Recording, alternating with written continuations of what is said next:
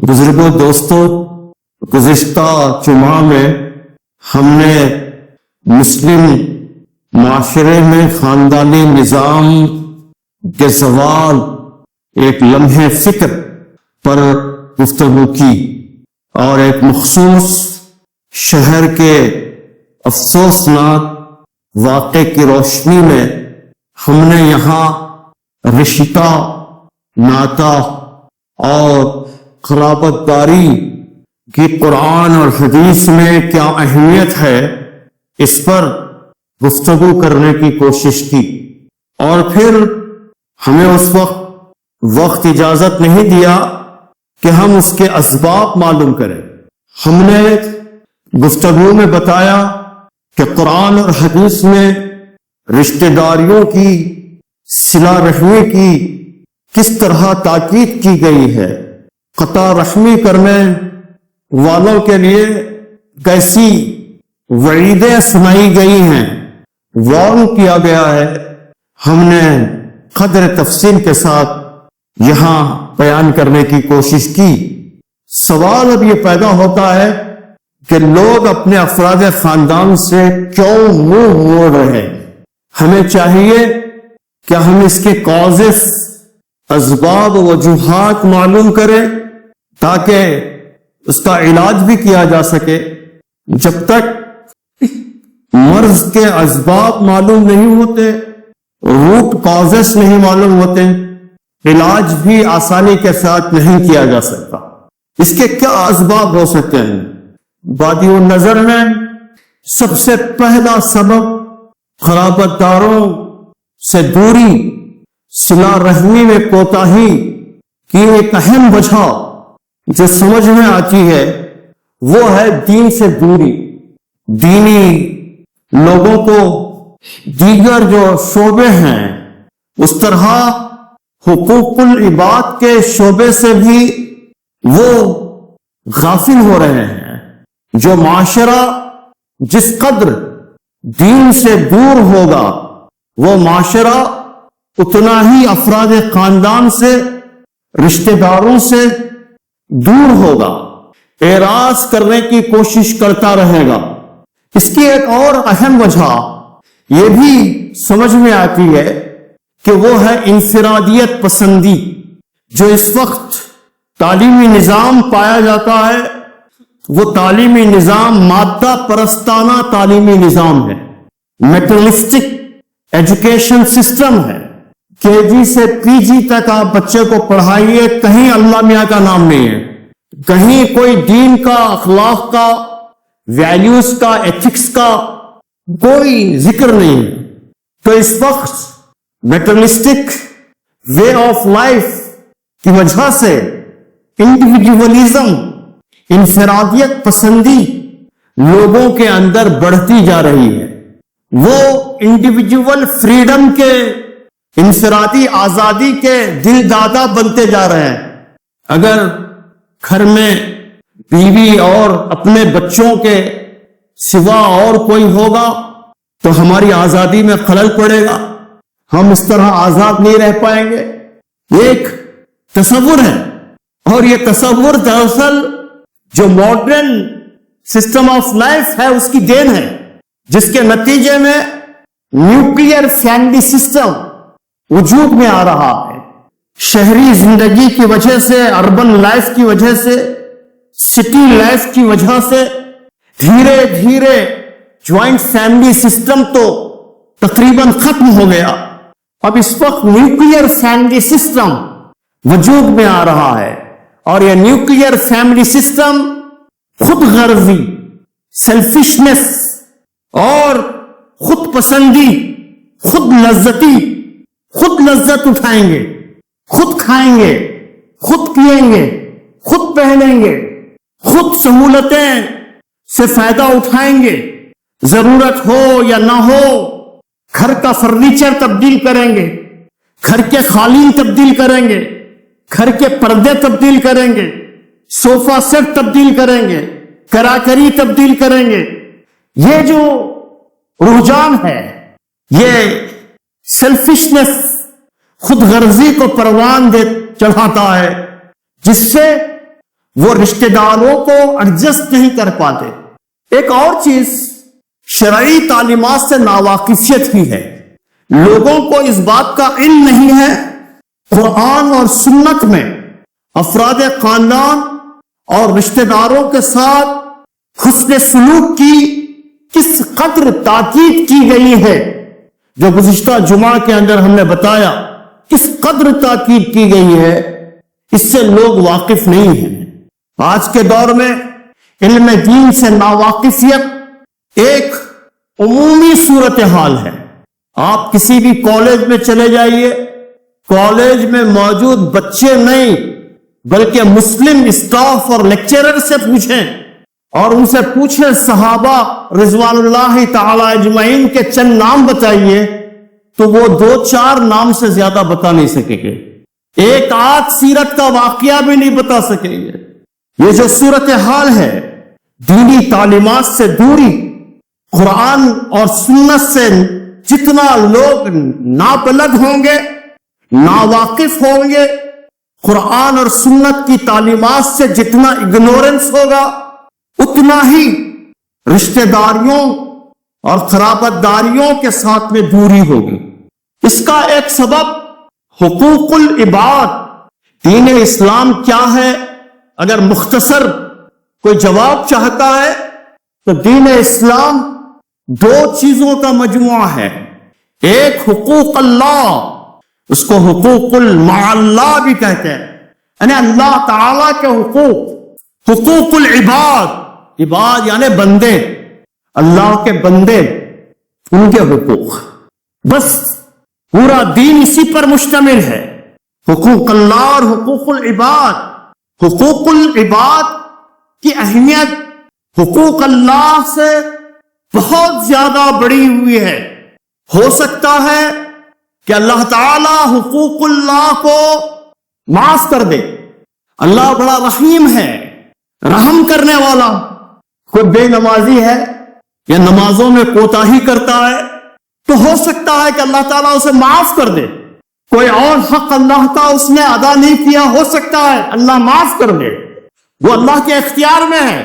لیکن جہاں تک تعلق حقوق العباد کا ہے، اس وقت تک وہ معاف نہیں ہوں گے اگر اس کے اندر کوتاہی کی جاتی ہے، جب تک وہ خود معاف نہ کرے. کسی نے ماں باپ کے حق ادا نہیں کیے، بھائیوں اور بہنوں کے حقوق ادا نہیں کیے، بیوی کے حقوق میں کوتاہی کی، جب تک وہ خود معاف نہ کرے اس وقت تک وہ معاف نہیں ہوتے. بندوں کے حقوق، تو اس لیے حقوق العباد کی بڑی اہمیت پائی جاتی ہے، اور اسی لیے قرآن اور سنت کے اندر اس کو بہت تاکید کے ساتھ میں بیان کیا گیا ہے. ہمارے مسجدوں کے اندر جو واعظ و بیان ہوتے ہیں، اس کا ڈائریکشن بھی اور اس کا سینٹرل آئیڈیا اور سینٹرل ٹاپک بھی اکثر حقوق اللہ پر ہی ہوتا ہے. شاذ و ناز بھی کوئی حقوق العباد پر بات کرتا ہو، حقوق العباد پر گفتگو کرتا ہو.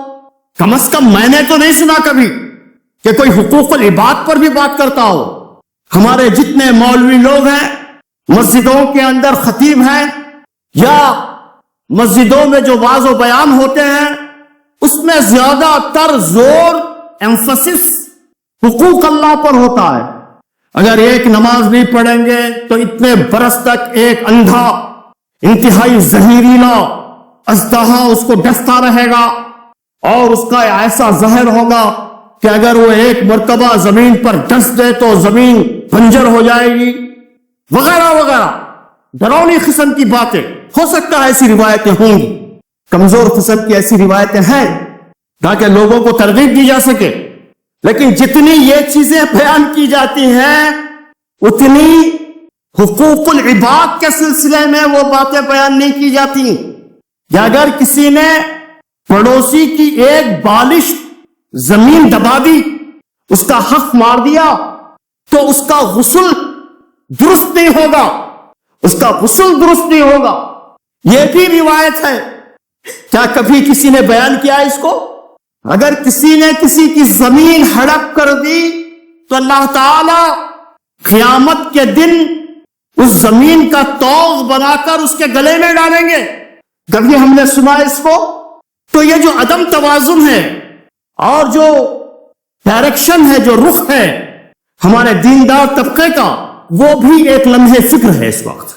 تو اس لیے ضرورت اس بات کی ہے کہ لوگوں کے سامنے حقوق العباد کو بھی بیان کیا جائے، اولاد کے حق بھی بیان کریں، ماں باپ کے حقوق بھی بیان کریں. جب حق بیان کرنے کی بات آتی ہے تو والدین کے حقوق کو تو خوب بیان کیا جاتا ہے، لیکن اولاد کے حقوق کو بیان نہیں کیا جاتا. شوہر اور بیوی کے حقوق بیان کرنے کی جب نوبت آتی ہے، ضرورت پیش آتی ہے، تو شوہر کے حقوق کو تو خوب بیان کیا جاتا ہے کہ اگر میری شریعت میں سجدہ جائز ہوتا اللہ کے سوا کسی اور کو، تو شوہر کو میں بیوی کو حکم دیتا کہ وہ شوہر کو سجدہ کرے. اس کو خوب بیان کرتے ہیں. لیکن بیوی کے ساتھ میں کیسے برتاؤ کیا جائے، اس کے کیا حقوق ہیں، اس کو شاید ہی بہت کم بیان کیا جاتا ہے.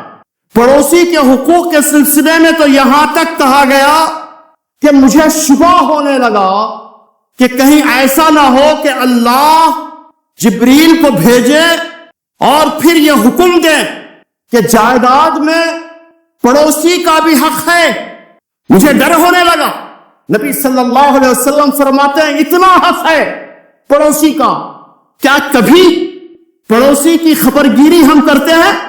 اگر پڑوسی کی خبرگیری کرتے تو وہ مردہ ڈھانچہ ہڈیوں کا 10 سال تک گھر کے اندر مخفل نہیں رہتا، بند نہیں رہتا. پڑوسی اس کی خبرگیری کرتے، عامر کی. دوستو، اس کی ایک اور وجہ لوگوں کے دلوں کا خوف خدا کے ساتھ خالی ہو جانا ہے. تقوی یعنی رکھ رکھاؤ کا نام نہیں ہے. تقوی پاجامے کرتے کا نام ہرگز تقوی نہیں ہے. تقوی ہرگز نہیں ہے پاجامے کرتے کا نام. داڑھی کی پیمائش کا نام بھی تقوی نہیں ہے. تقوی ہاہنا، تقوی اللہ سے بن دیکھے خشیت کرنے کا نام ہے. تقوی اللہ کو حاضر و ناظر جاننے کا نام ہے. اللہ تعالیٰ کا ہمیشہ استحضار رکھنے کا نام ہے تقوی. یہ عظیم دولت ہے جس کے نتیجے میں بندہ صرف اللہ ہی کے حقوق ادا نہیں کرتا، بلکہ وہ اللہ کے بندوں کے حقوق کی ادائیگی میں بھی حد درجہ محتاج ہو جاتا ہے. جو متقی آدمی ہوتا ہے اللہ کے بندوں کے حقوق کے ضمن میں بھی حد درجہ محتاج ہو جاتا ہے. آج لوگوں کے دل خوف خدا سے خالی ہیں، جس کا نتیجہ یہ ہے قریبی رشتہ داروں تک میں قتل و غارت گیری کے واقعات رونما ہو رہے ہیں. حتیٰ کہ باپ بیٹے کو، بیٹے نے باپ کو قتل کیا اور قتل کرنے سے دریغ نہیں کیا. یہ واقعات بھی ہم سنتے ہیں. بھائی نے بھائی کا قتل کر دیا، جائیداد کے لیے بیٹے نے باپ کا قتل کر دیا.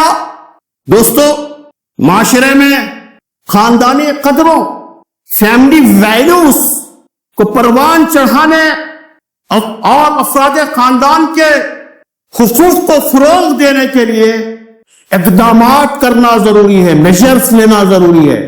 یہ میں سمجھتا ہوں کہ اصلاح معاشرہ کا ایک اہم ترین کام ہے. ابھی جلسے ہو رہے ہیں مختلف جگہوں پر اصلاح معاشرہ کے. اصلاح معاشرہ کا لفظ آتے ہی ہمارے سامنے لین دین کی شادیاں، گھوڑے جوڑے کی شادیاں، تقاریب کے اندر اسراف. یقیناً یہ اس وقت سر چڑھ کر بول رہی ہے یہ برائی، اس کو کنڈیم کرنا چاہیے. بس یہیں تک ہم محدود رہ جاتے ہیں. حالانکہ معاشرے کے جو دیگر چیزیں ہیں، جو دیگر پہلو اور آسپیکٹس ہیں، وہ ہماری نگاہوں سے اوجھل رہ جاتے ہیں. عام مسلمانوں نے اصلاح معاشرہ اور دعوت دین کے کام کو مزید تیز کیا جائے، مزید اس کے اندر اضافہ کیا جائے. حقوق اللہ کے ساتھ حقوق العباد کی اہمیت کو بھی واضح کیا جائے، لوگوں کے دلوں کو خوف خدا سے معمور کیا جائے، ان کے اندر زیادہ سے زیادہ تقوی شعاری کی آبیاری کی جائے، تقوی شعاری کی آبیاری کی جائے۔ جب کبھی کسی اسکول وغیرہ کو وزٹ کرنے کی ضرورت پیش آتی ہے، مجھے جاتا ہوں تو میں وہ واقعہ جو خدا کے حاضر و ناظر ہونے کا تصور اجاگر کرتے ہیں وہ ضرور میں کہتا ہوں، وہ ضرور میں بیان کرتا ہوں چھوٹے بچوں کے سامنے۔ ایک باپ نے کہا کہ بیٹے تم یہاں دیوار پر ٹھہرو، میں آم توڑ کر لاتا ہوں، اور اگر کوئی دیکھ رہا ہو تو کہہ دینا کہ دیکھ رہا ہے۔ تو بچہ بیٹھا اور یہ توڑنے ہی والا تھا، اچانک اس نے کہا کہ دیکھ رہا ہے۔ باپ بھاگتے ہی آیا، کون دیکھ رہا ہے؟ کوئی نہیں ہے۔ پھر تھوڑی دیر کے بعد پھر گیا، پھر اس نے وہی آواز لگائی کہ دیکھ رہا ہے۔ باپ نے آ کر غصے سے پوچھا کہ کون دیکھ رہا ہے؟ کوئی تو ہے نہیں یہاں پہ۔ کہا کہ اللہ دیکھ رہا ہے۔ چھوٹا بچہ، اللہ دیکھ رہا ہے، کوئی دیکھو یا نہ دیکھو میرا اللہ مجھے دیکھ رہا ہے۔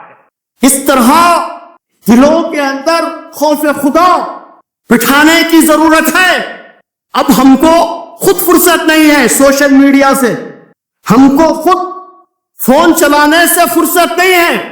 ہمارے بچپن میں جب تک انبیاء علیہ السلام کے، صحابہ کرام رضوان اللہ تعالی اجمعین کے، اولیاء کرام کے واقعات ہم سن نہیں لیتے، اس وقت تک ہم کو نیند نہیں آتی، ہم ایسے واقعات سنتے سنتے ہی سو جاتے۔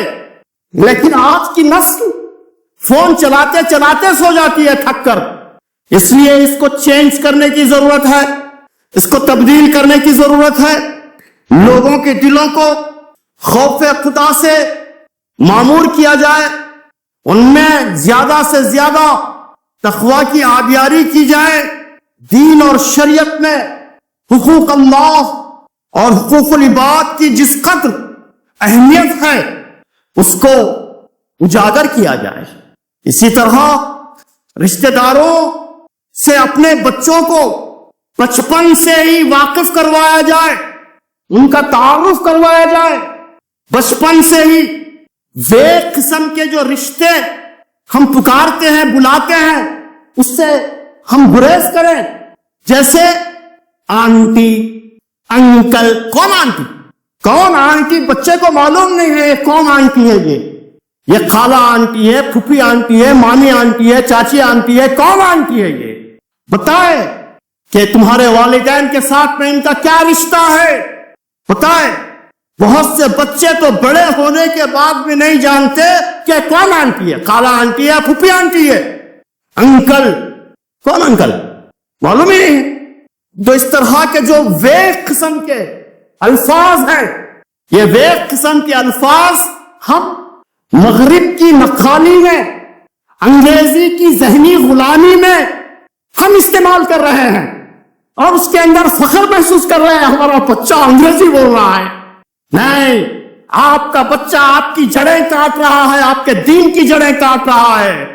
آپ اس کو سمجھ نہیں پا رہے ہو۔ آپ ہر شخص ہفتے مہینے میں اپنے قرابہ داروں سے ملاقاتوں کے لیے وقت نکالے، ضرور جا کر ان سے ملے، ہر تھوڑے وقفے سے اپنے عزیز و اقارب کو دعوت طعام پر مدعو کریں، دعوت پر بلائیں ان کو، شادی بیاہ اور مختلف تقاریب کے موقع پر ضرور اس کا اہتمام کریں۔ رشتہ دار اور اگر افراد خاندان بیمار ہو جائیں تو ان کی تیمارداری کریں، ان کی عیادت کریں، ان کی عیادت کو چاہیں، لاپرواہی اختیار نہ کریں۔ زکوٰۃ کی ادائیگی میں سب سے پہلے رشتہ دار اگر ہماری معاونت، ہمارے تعاون کے ضرورت مند ہیں تو ان کو ترجیح دی جائے۔ سب سے پہلے پریفرنس غریب رشتہ داروں کو زکوٰۃ کے اندر شامل کیا جائے۔ ان کو اگر کوئی صدقہ اور زکوٰۃ یہ ضرورت نہیں ہے، کہ آپ بتا کر دیں کہ یہ زکوٰۃ ہے، ضرورت نہیں ہے۔ فقہا نے صاف صاف لکھا ہے کہ آپ خاموشی کے ساتھ ان کو دے سکتے ہیں، بتانے کی ضرورت نہیں ہے، چندہ ضرورت نہیں ہے۔ اور ان کو دینے سے ایک تو خرابتداری مضبوط ہوتی ہے، تو دوسرا صلہ رحمی کا حق بھی ادا ہوتا ہے، دوہرا اجر آپ کو ملتا ہے۔ رشتہ داروں کے انفرادی اور اجتماعی جو مسائل ہیں، جو مشکلات ہیں، اگر رشتہ داروں کے کوئی مسائل آ گئے، کوئی مشکلات درپیش ہو گئے، ان کے گھر میں کوئی بہو کا بیٹے کا جھگڑا ہو گیا، داماد ستانے لگا، تو بجائے اس کے ہم اس کو حل کریں، ہم خوش ہوتے ہیں اندر اندر، ہاں چلو اچھا ہو رہا، یعنی ہماری بیوقوفی اور ہمارا سیلفشنس کیسا ہے آپ اس کا اندازہ لگائیے۔ تو ان کے انفرادی اور اجتماعی مسائل کو حل کرنے کی کوشش کریں، اس میں دلچسپی لیں، ان کی جو رہنمائی ہو سکتی ہے وہ رہنمائی کریں۔ ان پر کوئی آفت آ جائے، کوئی مصیبت آ جائے، تو ان کی مصیبت کو، اس آفت کو دور کرنے کے لیے دوڑ دھوپ کریں، اسٹرگل کریں۔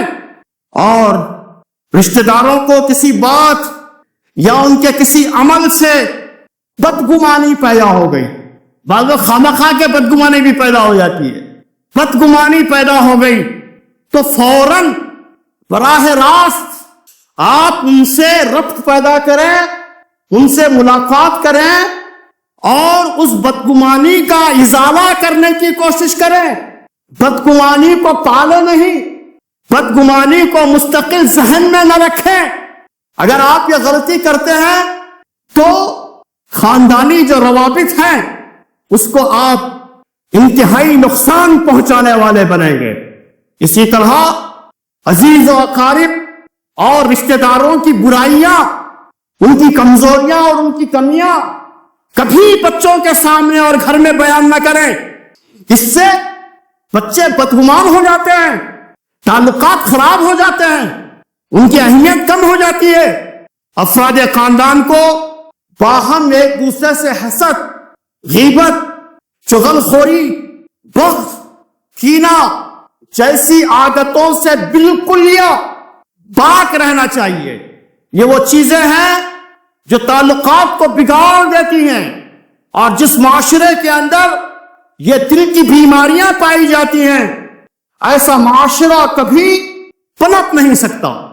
اس لیے ان بیماریوں سے اپنے آپ کو بھی پاک رکھیں اور اپنے عزیز و اقارب کو بھی پاک رکھیں۔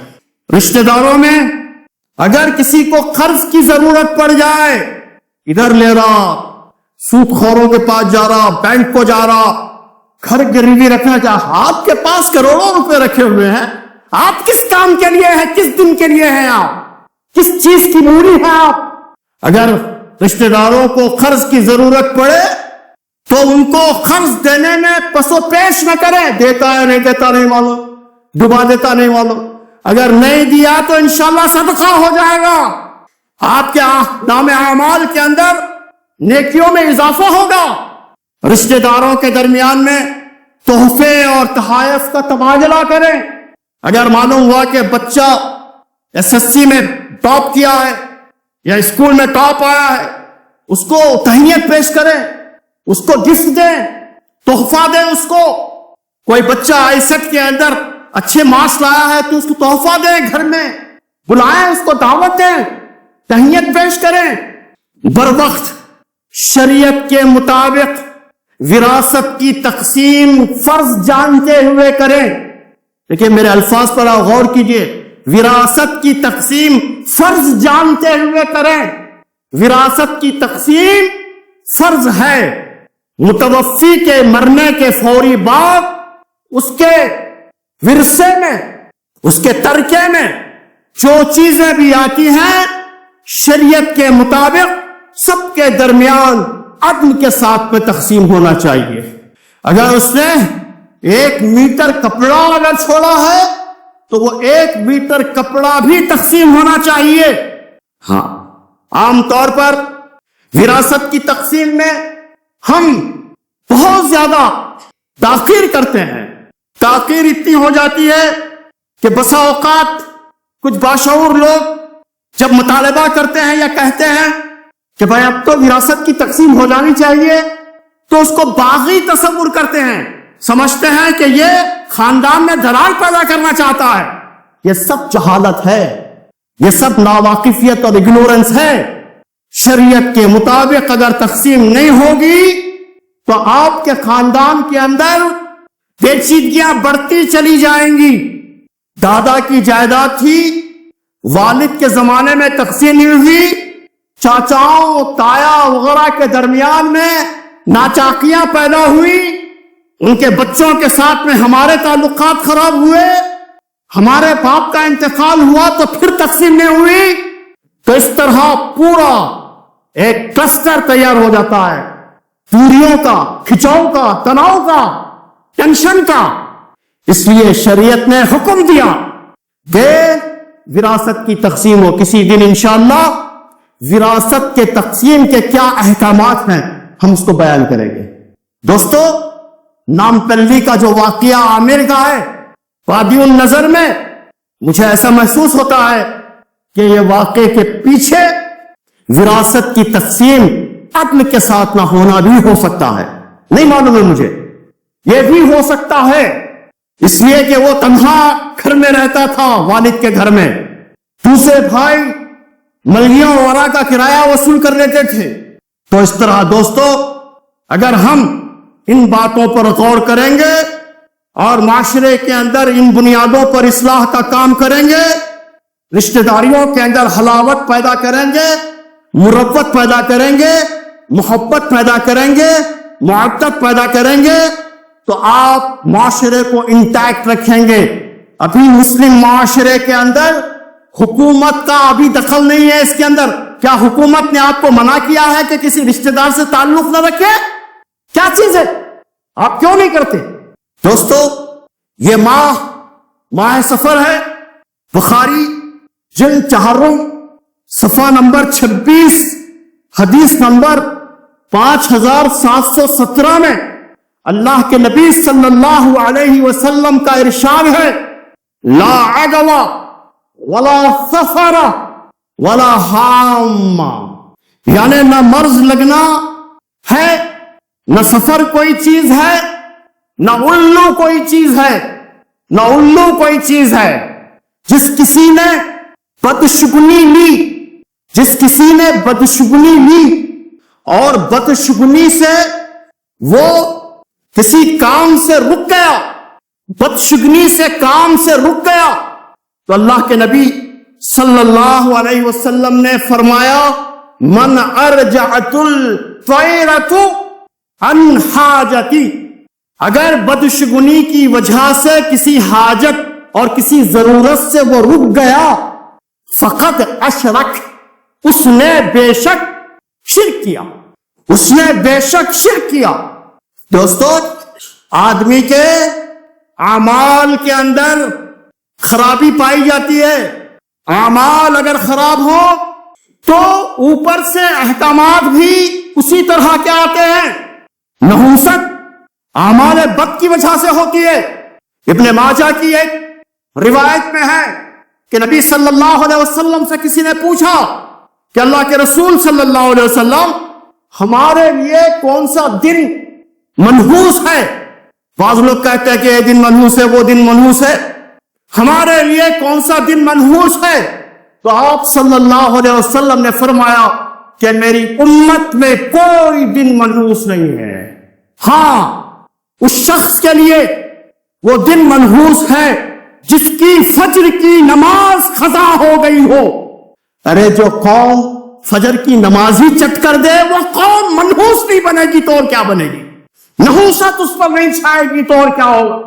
آ کے دیکھیے فجر میں کتنے لوگ رہتے ہیں، یہاں پہ مشاہدہ کیجئے، بلکہ ایک پروگرام بنائیے حیدرآباد کے بڑے بڑے مساجد کے اندر فجر کے وقت میں کتنے لوگ ہوتے ہیں، کتنے مصلی ہوتے ہیں۔ دوستو، سورہ یاسین میں ایک واقعہ بیان ہوا، بستی والوں نے کہا، انبیاء علیہ السلام کو دیکھ کر، رسولوں کو دیکھ کر انہوں نے کہا کہ قالوا انا تطیرنا بکم، بستی والوں نے کہا اور بستی والے کہنے لگے ہم تو تمہیں فال بد سمجھتے ہیں. انبیاء کو لے کر کہا تو انہوں نے کہا لئن لم تنتہوا، انہوں نے پھر کہا کہ اگر تم اس سے باز نہ آؤ لنرجمنکم، ہم تمہارا سنسار کر دیں گے، تمہاری ہم ماں بلیچنگ کر دیں گے، تم کو مار مار کر ختم کر دیں گے. وَلَيَمَسَّنَّكُمْ مِنَّا عَذَابٌ عَلِيمٌ، اور تم کو دردناک ہم سزا دیں گے. یہ قوم نے کہا تو انبیاء نے جواب دیا قَالُوا طَائِرُكُمْ مَعَكُمْ، تمہاری فال بد تو تمہارے ساتھ ہے، تمہارے ساتھ لگی ہوئی ہے تمہاری فال بد. تو اس لیے یہ جو بدشگنی ہے یہ مہینہ نحوست زدہ ہے، اور لوگ کہتے ہیں کہ یہ باتیں بہت پرانی ہو گئی ہے، اس سے کوئی حاصل نہیں، بہت حاصل ہوا ہے. میں کہنا چاہتا ہوں کہ ہمارے ہی جیسے لوگوں کا کہنے کا نتیجہ ہے کہ آج الحمدللہ محرم اور سفر کے مہینے میں بھی شادیاں ہونے لگی ہیں. ہاں، ورنہ ہمارے بچپن میں تو تصور تک نہیں کر سکتے تھے، ہونے لگی ہیں الحمدللہ. آج بھی ہے 3-4 شادیاں ہیں، میں مدعو ہوں. تو یہ نتیجہ ہے کہنے کا. اور بدشگنی کا تعلق ایمان کی کمزوری سے ہے، شرک سے ہے. اس لیے اللہ تعالیٰ سورہ انعام میں فرماتے ہیں آیت نمبر 151 کے اندر قل تعالوا اتلوا، اے محمد صلی اللہ علیہ وسلم آؤ میں تمہیں بتاؤں کہ اللہ نے کن چیزوں کو تم پر حرام کر دیا ہے. ما حرم ربکم علیکم، تمہارے رب نے کون سی چیزیں تم پر حرام کر دی ہیں. وہ کیا ہے؟ وہ ہے اللہ تشرکوا بہ شیئا، اللہ کے ساتھ تم کسی کو شریک نہ کرو. یہ ہے. اور اگر یہ توحید خالص ہماری مضبوط ہوگی تو انشاءاللہ ہماری سب بیماریاں دور ہوں، ہمارے اندر مضبوطی پیدا ہوگی. دشمن کی آنکھوں میں آگ ڈال کر انشاءاللہ ہم بات کر سکیں گے. کوئی ہمارا بگاڑ نہیں سکتا، کوئی اللہ کے اذن کے بغیر نقصان نہیں پہنچا سکتا، کوئی ہم کو اللہ کے اذن اور اس کی اجازت کے بغیر فائدہ نہیں پہنچا سکتا. نقصان اور فائدہ سب اسی کے اختیار اور اسی کے ہاتھ میں ہے. یہ جو ایمان جتنا مضبوط ہوگا آدمی اتنا اندر سے مضبوط ہوگا، قوم اندر سے اتنی مضبوط ہوگی، اور اس قوم کو کوئی شکست نہیں دے سکے گا. اللہ تعالی ہمارے اندر وہ کیفیت، وہ ہمت پیدا کرے، توحید خالص ہمارے اندر پیدا کرے، اور صلہ رحمی کرنے والا ہم سب کو بنا دے. وآخر دعوانا ان الحمدللہ رب العالمین.